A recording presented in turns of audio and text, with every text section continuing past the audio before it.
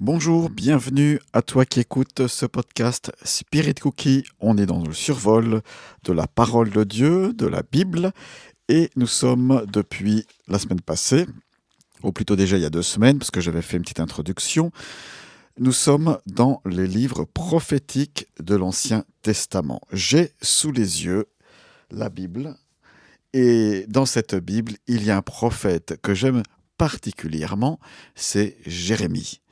Jérémie est appelé à servir Dieu tout jeune. Et du reste, lorsque Dieu lui dit « Je t'appelle à être mon porte-parole sur les nations », celui-ci prétexte en disant « Mais non, mais il faut choisir quelqu'un d'autre, moi je ne suis pas à l'aise pour parler, j'ai pas l'âge, je ne suis pas reconnu ». Voilà des excuses qui montrent une faiblesse, en tout cas la conscience que Jérémie est faible devant Dieu et pas digne d'être rappelé. Mais Dieu l'appelle quand même et il persévère. Ce prophète, dans son livre, nous donne plusieurs détails sur sa vie. D'abord, il est né à Anathoth, en Benjamin. Il est issu d'une famille de prêtrises, une famille sacerdotale, on le voit tout de suite dans le premier chapitre, et puis il a été appelé au ministère. Comme tous les prophètes, sa vie est parsemée d'épreuves. Rends-toi compte, il va 3 fois en prison, il est maltraité, il est jeté dans une citerne où il y a de la boue, il est présenté comme un traître alors que c'est tout le contraire, il aime beaucoup son peuple et sa nation. Ses concitoyens ne le supportent plus, ils demandent sa mort par 2 fois. Il refuse de se marier, enfin, Dieu lui dit plutôt c'est préférable pour toi que tu ne te maries pas, chapitre 16, verset 2.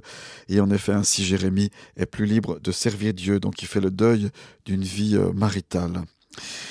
Pendant une certaine période, il est proche de Josias, le roi, et tous les deux sont amis. Mais bien sûr, ça ne va pas durer. Le prophète est battu en hostilité par tous ceux que son ministère dérange. Et à l'époque, voilà, la vie d'un homme ne valait pas très cher. On n'hésite pas à frapper, on n'hésite pas à faire tout ce qu'il faut pour faire taire ce prophète. Le livre nous apprend qu'il a un secrétaire qui s'appelle Baruch, et les prophéties que Jérémie reçoit de la part de Dieu, Baruch va les lire au roi. Et à un moment donné, un des rois qui a connu Jérémie ne supporte plus ces prophéties parce qu'elles le remettent trop en question. Le roi déchire ou détruit les écrits prophétiques, et à l'époque ça valait cher, hein, le support, le papier, le livre. Mais qu'à cela ne tienne, Jérémie, qui connaissait par cœur les paroles que Dieu lui avait dites, est capable de les rédiger à nouveau. Donc plusieurs fois, il est montré du doigt comme un traître, alors que c'est tout le contraire. Le jeune Jérémie chérit de tout son cœur sa patrie, ainsi que le plan de Dieu. Il aime Dieu de tout son cœur, et il soupire après vraiment la prospérité de Jérusalem. C'est un peu... Voilà, on assimile un peu Jérémie parfois comme un pasteur qui accompagne un aumônier, qui accompagne un condamné à mort. Tout est perdu, mais il est quand même là jusqu'au bout, montrant son abnégation et son amour.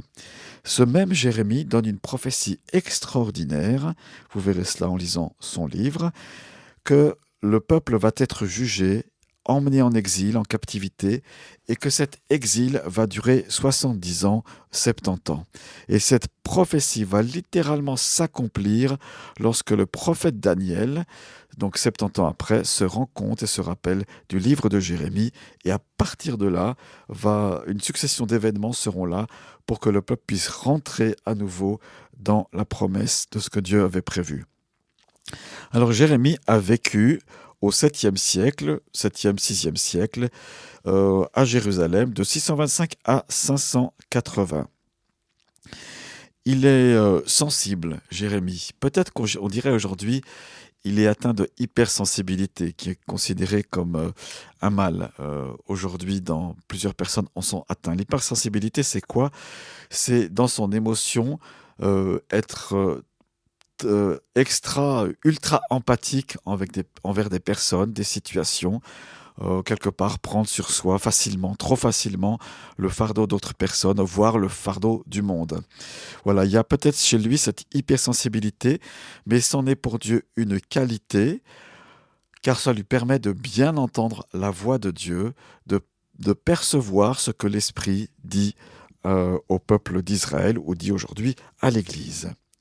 Ce qui est merveilleux dans ce prophète, c'est qu'il donne plusieurs fois des textes prophétiques qui annoncent non seulement des choses à venir, mais des événements à venir qui vont être planétaires. J'en veux pour preuve le chapitre 31, où le prophète annonce la fin de la religion actuelle dans laquelle il se trouve, ou la fin de l'Ancien Testament, et qu'un jour viendra une nouvelle alliance sur laquelle sera basé deux principes. Le premier, c'est que Dieu va écrire dans ceux qui ratifieront cette nouvelle alliance sa loi, sa parole dans les cœurs, gravée par le Saint-Esprit. Et puis la deuxième chose, Jérémie 31, c'est que tous les péchés ne seront pas seulement effacés par le sang des sacrifices, ça sera terminé un jour, mais une fois pour toutes, Dieu ne se rappellera plus de nos péchés parce qu'il y aura eu un sacrifice ultime. Donc l'oubli des péchés. Complètement tout le mal que fait l'homme qui fait alliance en Jésus-Christ, Jérémie le prophétise. Et ça, c'est extraordinaire. Il faut se rendre compte que la parole de Dieu est tellement fidèle et a précédé la nouvelle alliance en Jésus-Christ. Et c'est merveilleux. Jérémie a vécu dans le royaume de Juda, à Jérusalem précisément, et il voit les derniers instants de Jérusalem. Il les décrit, ça sera les lamentations de Jérémie pour la semaine prochaine. Il a vécu aussi en Égypte parce qu'il a été emmené là-bas contre son gré, évidemment. Jérémie, prophète, est dans un peuple qui n'écoute plus la parole de Dieu. Il y a trop de prophéties, il y a trop, de prophéties entre guillemets, de fausses prophéties. Il y a trop ainsi par l'Éternel. On dit tout en cela, et lorsque Dieu veut parler, eh bien, tout ça devient fade parce que c'est noyé dans beaucoup de communication. Nous sommes aujourd'hui dans une génération où il y a beaucoup de communication. Derniers médias, les réseaux sociaux. Quel sera le prochain ? Un réseau social, un média s'ajoute toujours à un autre. N'est-ce pas? L'écrit reste, la radio reste, la TV est là.